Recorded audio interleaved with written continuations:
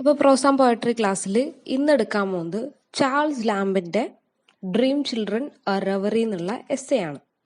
Dream children a reverie Charles Lamb എഴുതിയാണ്. Charles Lamb ആരാന്ന് ആദ്യം പറയാം. ഒരു ഇംഗ്ലീഷ് എസ്സേയിസ്റ്റ് ആണ് അദ്ദേഹം, ഒപ്പം തന്നെ ഒരു പോയറ്റ് ആണ്. ഓക്കെ, അദ്ദേഹം ഒരു ഇംഗ്ലീഷ് എസ്സേയിസ്റ്റ് ആണ്, അതേപോലെ പോയറ്റ് ആണ്. ഈ റെവറി എന്നുള്ള വാക്കിന്റെ അർത്ഥം ദിവാസ്വപ്നം എന്നാണ്. ഡ്രീം ചിൽഡ്രൻ റെവറി എന്നാണ് ഈ എസ്സേയുടെ പേര്. റെവറി എന്ന് പറഞ്ഞാൽ ദിവാസ്വപ്നം. ദിവാസ്വപ്നം എന്ന് പറഞ്ഞാൽ പകല് കാണുന്ന സ്വപ്നമാണ് റെവറി. ഓക്കെ, അപ്പോൾ ഡ്രീം ചിൽഡ്രൻ, അതായത് സ്വപ്നത്തിലെ കുട്ടികളെ കുറിച്ചാണ് ഈ സ്വപ്നം കാണുന്നത്. എപ്പോഴാണ് കാണുന്നത്? പകലാണ് ഈ സ്വപ്നം കാണുന്നത്. ഇത് ഓർക്കാം. ഇതിന് ചെറിയൊരു ഓട്ടോബയോഗ്രഫിക്കൽ ടച്ച് ഈ എസ്സേക്ക് ഉണ്ട്. അതായത് ചാൾസ് ലാംബിന്റെ ജീവിതമായിട്ട് നമുക്ക് കണക്ട് ചെയ്യാൻ വേണ്ടിയിട്ട് ഈ എസ്സേ പറ്റും. അതാണ് ഇതിന്റെ പ്രത്യേകത. ഇതിലൊരു ഓട്ടോബയോഗ്രഫിക്കൽ എലമെന്റ് പലയിടത്തും കാണാൻ വേണ്ടി പറ്റും. കാരണം ചാൾസ് ലാംബ് വിവാഹം കഴിഞ്ഞ ഒരു വ്യക്തിയല്ല. അദ്ദേഹം ബാച്ചിലറാണ്. അദ്ദേഹത്തിന് ഒരു സിസ്റ്റർ ഉണ്ട്, പേരാണ് മാരി ലാംബ്. മാരി ലാംബും അതുപോലെ ചാൾസ് ലാംബും. മാരി ലാംബിന് വേണ്ടിയിട്ട് എന്ത് ചെയ്തു? കല്യാണം കഴിക്കാണ്ട് ഇദ്ദേഹം നിന്നു. അങ്ങനെ മാരി ലാംബാണ് ചാൾസ് ലാംബിന്റെ സിസ്റ്റർ എന്ന് ആലോചിക്കുക. അതുപോലെ കുറച്ച് ക്യാരക്ടേഴ്സ് ആണ്. അദ്ദേഹത്തിന്റെ ബ്രദറാണ് ജോൺ. ഓക്കെ, ജോൺ എന്നുള്ളത് നമ്മുടെ ചാൾസ് ലാംബിന്റെ ബ്രദറാണ്. അതുപോലെ അദ്ദേഹത്തിന് ഒരു ഗേൾ ഫ്രണ്ട് ഉണ്ടായിരുന്നു, വിവാഹം കഴിക്കാൻ പറ്റിയില്ല. അവരുടെ പേരാണ് ആലിസ്. ഓക്കെ, ആലിസിനെ വിവാഹം ചെയ്യാൻ വേണ്ടിയിട്ട് ആർക്ക് പറ്റിയില്ല? നമ്മുടെ ചാൾസ് ലാംബ് എന്നുള്ള ഓഥറിന് പറ്റിയില്ല. ആലിസ് വിന്റർടൺ എന്നാണ് ഫുൾ നെയിം. അപ്പൊ ക്യാരക്ടേഴ്സ് ഓർക്കുക: ചാൾസ് ലാംബിന്റെ സിസ്റ്റർ മേരി ലാംബ്, അദ്ദേഹത്തിന്റെ ബ്രദറാണ് ജോൺ. അതുപോലെ ഗേൾ ഫ്രണ്ട് പറഞ്ഞാൽ അദ്ദേഹം വിവാഹം ചെയ്യാനിരുന്ന ചാൾസ് ലാംബിന്റെ ലവ് ആണ് ആലിസ് വിന്റർടൺ. ഓക്കെ, അതുപോലെ കുറച്ച് ക്യാരക്ടേഴ്സ് ഇനി വരുന്നുണ്ട്. അതുപോലെ ഒരു ഗ്രാൻഡ് മദറിനെ കുറിച്ച് ഇതിൽ പറയുന്നുണ്ട്. വളരെ ആക്റ്റീവ് ആയിട്ടുള്ള, വളരെയധികം ധൈര്യമുള്ള ലേഡി ആയിരുന്നു ഈ ഗ്രാൻഡ് മദർ. അതുപോലെ ഇതിൽ എന്ത് ചെയ്യുന്നുണ്ടെന്ന് വെച്ച് കഴിഞ്ഞാൽ ചാൾസ് ലാംബ് സ്വപ്നം കാണുകയാണ് തന്റെ 2 കുട്ടികളെ കുറിച്ച്. അതിലൊരു കുട്ടി എന്ന് പറയുന്ന കുട്ടിയുടെ പേര് ജോൺ എന്നാണ്. അതായത് തന്റെ ബ്രദറിന്റെ പേര് തന്നെ ഈ ഇമാജിനേഷനിലുള്ള കുട്ടിക്ക് വിടുകയാണ്. അതുപോലെ മറ്റൊരു കുട്ടിയുടെ പേര് ആലിസ്. അങ്ങനെ ആലിസ് ആൻഡ് ജോൺ ആണ് ഇതിലെ 2 ക്യാരക്ടേഴ്സ് ആയിട്ട് വരുന്നത്, റെവറിയിലെ ക്യാരക്ടറായിട്ട് വരുന്നത്. ഇനി നമുക്ക് എസ്സേ ഒന്ന് വായിക്കാം. The children loved to listen to stories about their elders when they were children, to stretch their imagination to the conception of a traditionary great uncle or grandma whom they never saw. So ആദ്യം പറയുന്നത് തന്നെ കുട്ടികൾക്ക് വളരെ ഇഷ്ടമാണ് കഥകൾ കേൾക്കാം. Especially മുതിർന്നവരുടെ കഥ കേൾക്കാൻ കുട്ടികൾക്ക് വളരെയധികം താല്പര്യമാണ്. When they were children, to stretch their imagination to the conception of a traditionary uncle or grandmother. അതായത് ഗ്രേറ്റ് അങ്കിൾ എന്ന് പറയുന്നത് ഇവിടെ നമ്മുടെ ചാൾസ് ലാംബിന്റെ ബ്രദറിനെ കുറിച്ചും അതുപോലെ ചാൾസ് ലാംബിന്റെ അമ്മേനെ കുറിച്ചൊക്കെ കുട്ടികൾക്ക് കേൾക്കാൻ വളരെയധികം ഇഷ്ടമാണ്. കാരണം അത് നമ്മളുടെ ഇപ്പൊ വീട്ടിലുള്ള കുട്ടികളായാലും അവർക്ക് വലിയവരുടെ കഥകൾ കേൾക്കാൻ പ്രത്യേക താല്പര്യമാണ്. അത് തന്നെയാണ് ഇവിടെ പറഞ്ഞു തുടങ്ങുന്നത്. കുട്ടികൾക്ക് അങ്ങനെയുള്ള കഥകൾ കേൾക്കാനും അവരുടെ ഇമാജിനേഷൻ വലുതാക്കാൻ വേണ്ടിയും അവർക്ക് കൂടുതൽ താല്പര്യമാണ്.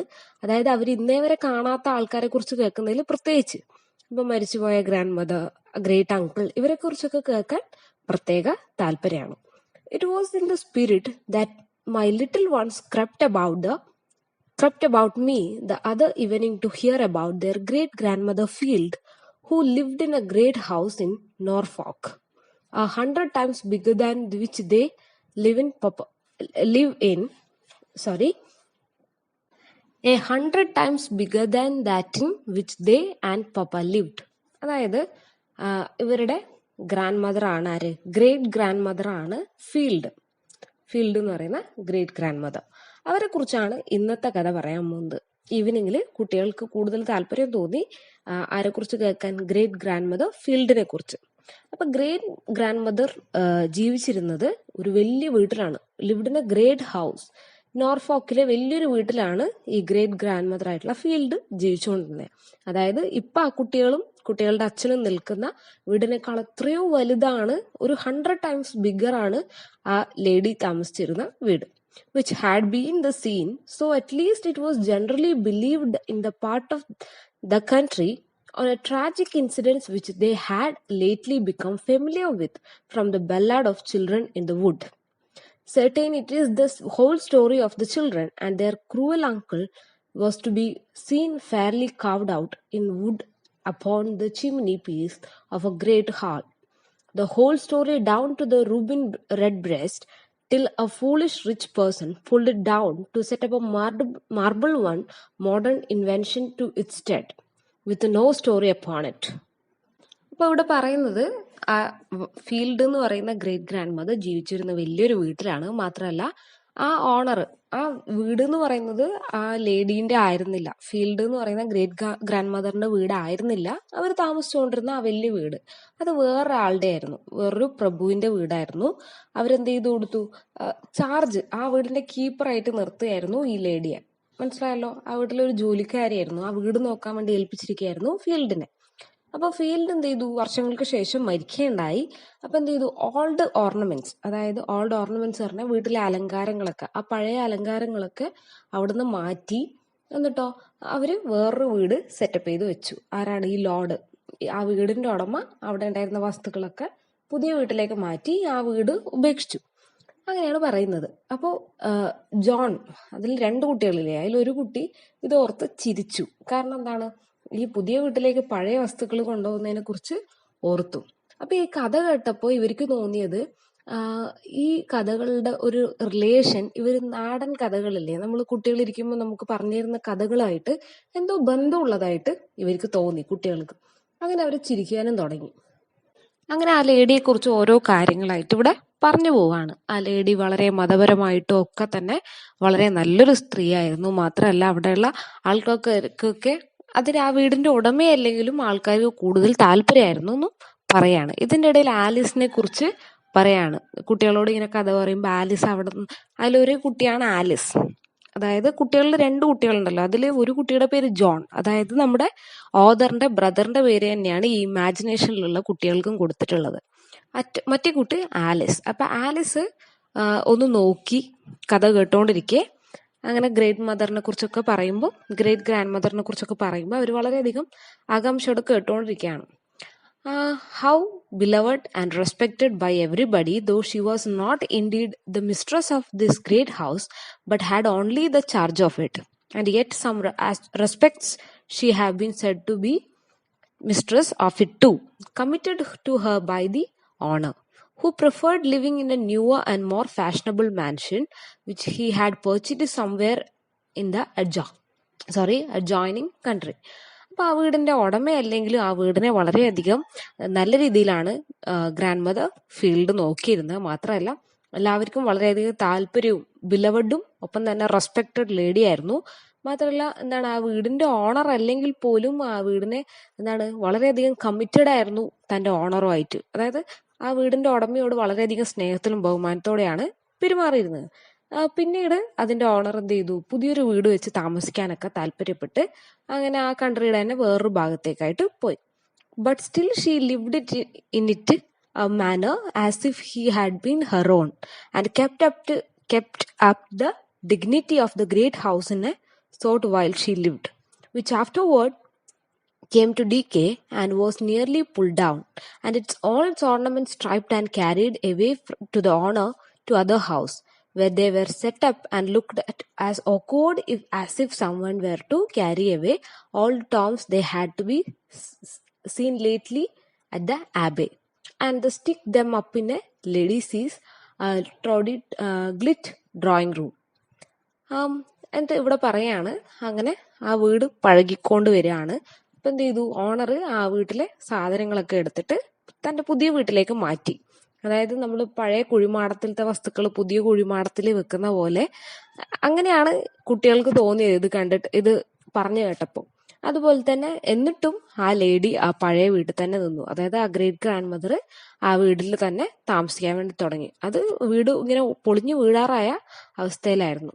Here John smiled as to say that would be foolish indeed. And then I told how, when she came to die, her funeral was attended by concourse of all the poor, and some of the gentry too, and the neighborhood for many miles around, to show the respect for her, her memory, because she had been such a good and religious woman, so good indeed that she knew the old psaltery by heart, and the great part of the Testament besides. പിന്നെ പറയാണ്, ഇത് കേട്ടിട്ട് John ചിരിച്ചു. അതായത് പഴയ വീട്ടിലെ സാധനങ്ങളൊക്കെ പുതിയ വീട്ടിൽ കൊണ്ടുപോയി വെക്കുന്നു എന്നൊക്കെ പറഞ്ഞപ്പോൾ കുട്ടികൾ ചിരിച്ചു. എന്നിട്ട് ജോൺ തന്നെ പറയാണ്, എന്ത് ഫൂളിഷ്നെസ് ആണ് അയാൾ കാണിച്ചത്, അതിന്റെ ഓണർ കാണിച്ചതെന്ന് പറഞ്ഞ് ചിരിച്ചു. എന്നിട്ടോ ഗ്രേറ്റ് ഗ്രാൻഡ് മദർ മരിക്കുന്ന സമയത്ത്, when she came to die, അവരുടെ ഫ്യൂണറൽ, അതായത് മരണാനന്തര ചടങ്ങിൽ പാവപ്പെട്ടവരും പണക്കാരായിട്ടുള്ള ജെന്റിൽമാൻ, ജെൻട്രി എന്ന് പറഞ്ഞതാണ്, അങ്ങനെയുള്ള ആൾക്കാരും നെയ്ബർഹുഡിലുള്ള ആൾക്കാരും വളരെ ദൂരത്തു നിന്ന് പോലും അവരോടുള്ള റെസ്പെക്ട് കാണിക്കാൻ വേണ്ടി അങ്ങോട്ട് വന്നിരുന്നാണ് പറഞ്ഞത്. അതായത് ഗ്രേറ്റ് ഗ്രാൻഡ് മദർ മരിച്ചപ്പോൾ ആരൊക്കെയാ വന്നേ? ആ നാട്ടിലുള്ള പാവപ്പെട്ടവരും പണക്കാരായിട്ടുള്ളവരും ഒക്കെ വളരെ ദൂരത്തു നിന്ന് പോലും ആ സ്ത്രീയെ കാണാൻ വേണ്ടിയിട്ട് വന്നിരുന്നു. എന്തിനാണ്? കാരണം ആ ലേഡി വളരെ റിലീജിയസ് ആയിരുന്നു, മാത്രമല്ല വളരെ നല്ലൊരു സ്ത്രീ ആയിരുന്നു, ഒപ്പം തന്നെ നല്ല ഹാർട്ടായിരുന്നു, എന്താണ് പ്യോർ ഹാർട്ട് എന്നൊക്കെ പറയില്ലേ, അങ്ങനെയൊക്കെ ആയിരുന്നു ആ ലേഡി ഉണ്ടായിരുന്നത്. മാത്രമല്ല അവരുടെ യൂത്തില്, അവര് യങ് ആയിരിക്കുമ്പോൾ വളരെ നല്ലൊരു ഡാൻസർ ആയിരുന്നു എന്നൊക്കെ പറയുന്നുണ്ട്. Okay, here the little Alice spread her hands and told what a tall, upright, graceful person their grandmother Field once was, and how in her youth she was esteemed the best dancer. Here Alice's little right foot played an involuntary movement till upon my looking grave it desisted. The best dancer, I was saying in the country, it's a cruel disease called cancer, came and bowed her with pain, and it could be never bend to her good spirits or make them stoop, but they were still upright, and because she was in a good and religious. പിന്നെ പറയുന്നത് ആ lady എങ്ങനെയാണ് മരിച്ചത്, അവരുടെ ചെറുപ്പത്തിൽ അവരെങ്ങനെയായിരുന്നു എന്നാണ്. അപ്പൊ ഈ കുട്ടികളുണ്ടല്ലോ, ആലിസും ജോൺ ഇത് കേട്ടുകൊണ്ടിരിക്കുകയാണ്. അപ്പൊ നമ്മുടെ ഓദർ പറയാണ്, കുട്ടികളുടെ അച്ഛൻ പറയാണ്, എന്താണ്, നിങ്ങളുടെ ഗ്രേറ്റ് ഗ്രാൻഡ് മദർ യങ് ആയിരുന്നപ്പോൾ വളരെ നല്ലൊരു ഡാൻസർ ആയിരുന്നു എന്ന് പറഞ്ഞു. അപ്പോൾ ലിറ്റിൽ ആലിസ് എന്ത് ചെയ്തു, അവരെത്ര നീളമുണ്ടോ, നമ്മുടെ കുട്ടികൾ ചോദിക്കില്ലേ ഇത്രക്ക് നീളമുണ്ടോ അവരെങ്ങനെയാ കാണാൻ എന്നൊക്കെ ചോദിക്കുമ്പോൾ ഈ കുട്ടി എന്ത് ചെയ്തു, ആ ഗ്രേറ്റ് ഗ്രാൻഡ് മദറിനെ പോലെ ഡാൻസ് ചെയ്യാനൊക്കെ തുടങ്ങി. കാലുകൊണ്ട് മെല്ലൊരു സ്റ്റെപ്പൊക്കെ വെച്ചു. അതാണ് little right foot played an involuntary movement till looking to the grave. ഇങ്ങനെ എല്ലാവരും കാണുന്ന പോലെ ഇങ്ങനെ ഒരു മൂവ്മെന്റ് ഒക്കെ ചെയ്തു ലിറ്റിൽ ആലിസ്.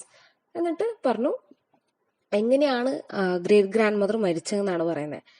ഈ രാജ്യത്ത് വളരെ ക്രൂരനായിട്ടുള്ള ഒരു അസുഖം വന്നു, അതാണ് ക്യാൻസർ വന്ന് വളരെയധികം വേദന സഹിച്ചാണ് നിങ്ങളുടെ ഗ്രേറ്റ് ഗ്രാൻഡ് മദർ മരിക്കുന്നതെന്നും, ഒപ്പം തന്നെ എന്താണ്, അവരുടെ നല്ല സ്പിരിറ്റ്, അവരുടെ നല്ല ആത്മാവും അതുപോലെ അവരുടെ റിലീജിയസ് ബിലീഫും ഒക്കെ കൊണ്ട് തന്നെ അവർക്ക് അത് സ്റ്റോപ്പ് ചെയ്യാൻ ഒരു പരിധി വരെ പറ്റി എന്നൊക്കെയാണ് പറയുന്നത്.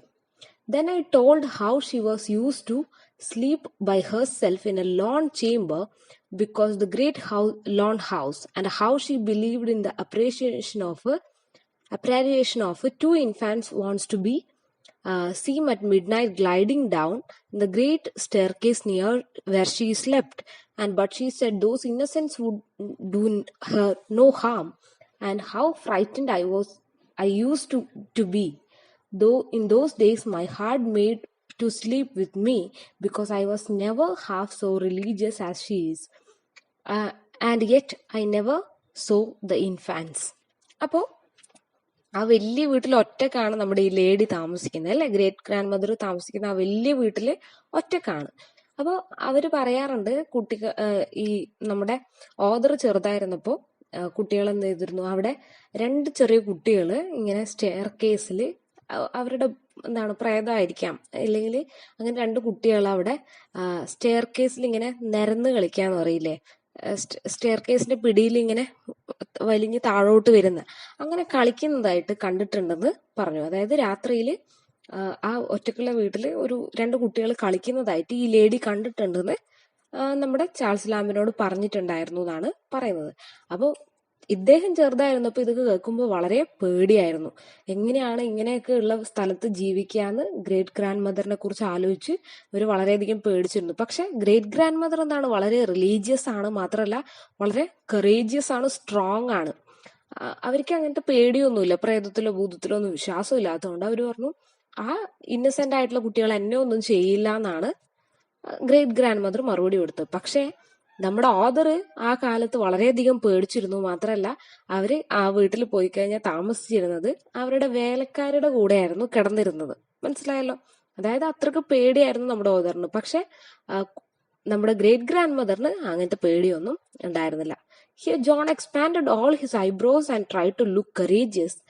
Then I told how good she was to all her grandchildren, having us to the great house in the holidays, where I in a particular used to spend many hours by myself in gazing upon the old busts of 12 Caesars that had been emperors of Rome, until all the marble heads would seem to be live again. I to be turned into marble with them. But how I never could be tried to with roaming about the huge mansion with its vast empty rooms, with their worn out hangings, fluttering tapestry, and carved oaken panels, with gliding almost rubbed out, sometimes in the spacious old fashioned gardens, which I had almost myself, unless when now and then the solitary gardening of man would cross me, and nectarines and peaches hung on the walls. ഇതൊരു full stop കിട്ടാൻ വലിയ പാടാണ്. Without my ever offering to pluck them because they were forbidden fruit, unless now and then, because I had more pleasure in strolling about among the old melancholy looking yew trees and firs, and picking the red berries and fir apples, and which were good for nothing but look at, in the lying about the fresh grass, all the fine garden smells around me, or basking the orangery, till I could almost fancy myself ripening too along the oranges and the limes in the grateful warmth, or in watching the days that darted to and fro in the fish pond in the bottom of the garden, with here and there sulky pike hanging midway down the water in the silent state, and if mocked and impertinent friskings, I had more pleasure and the busy diversions that are in the flues and peaches. Okay, നമുക്ക് ഇത്രയൊന്ന് പറയാം.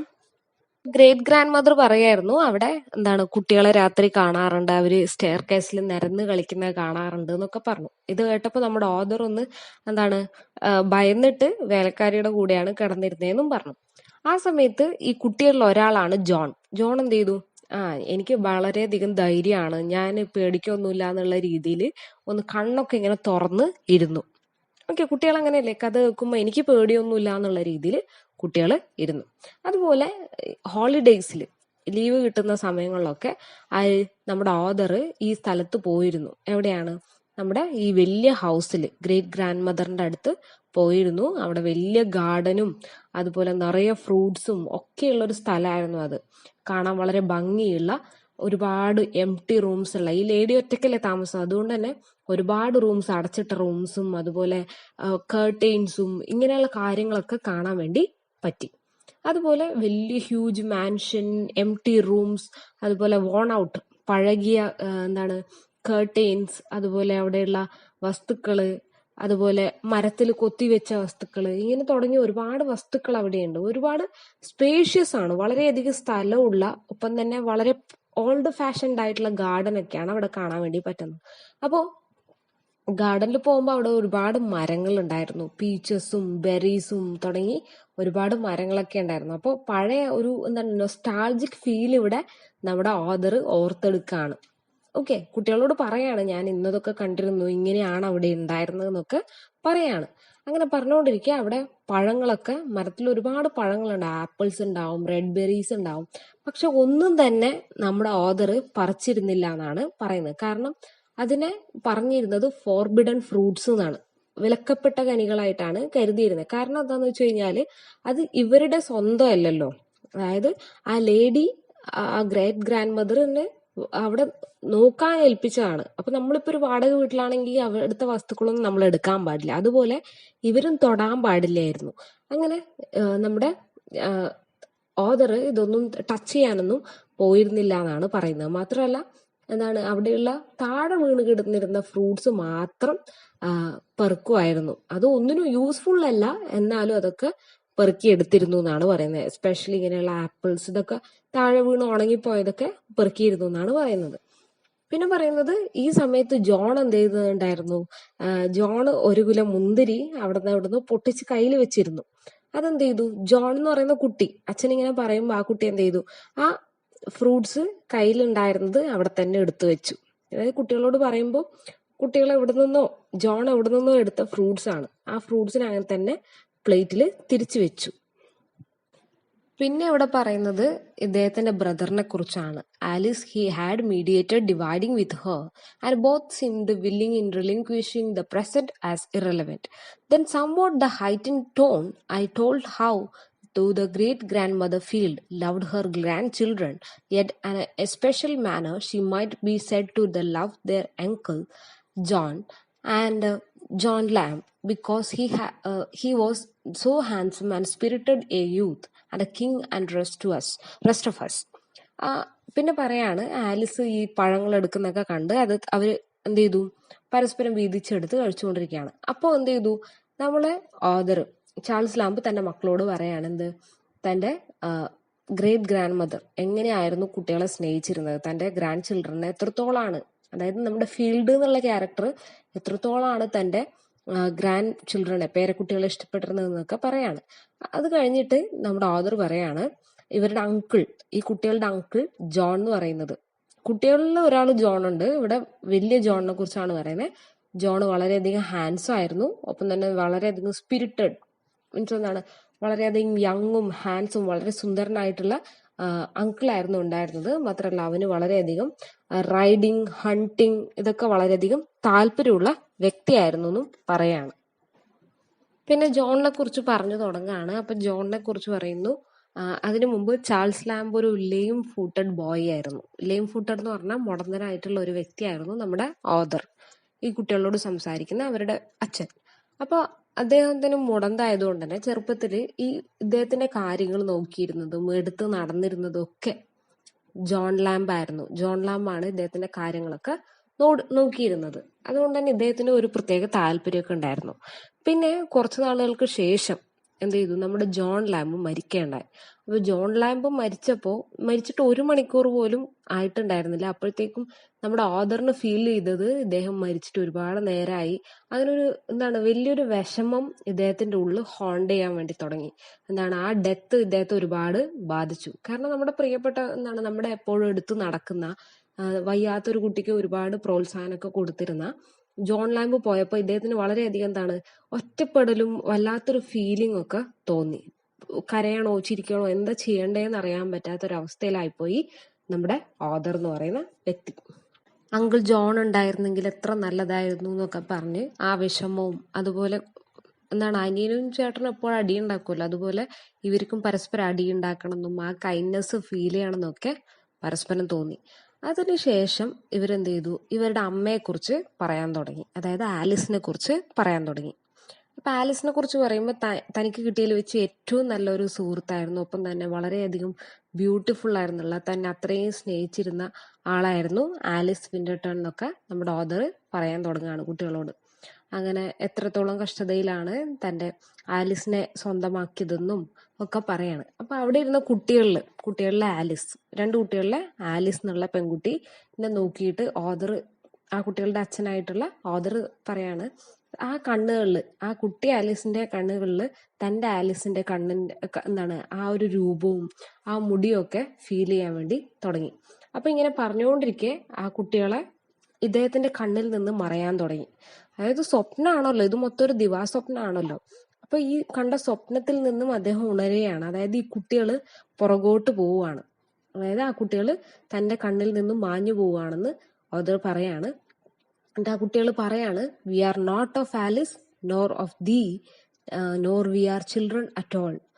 All the children of Alice call Bertram father.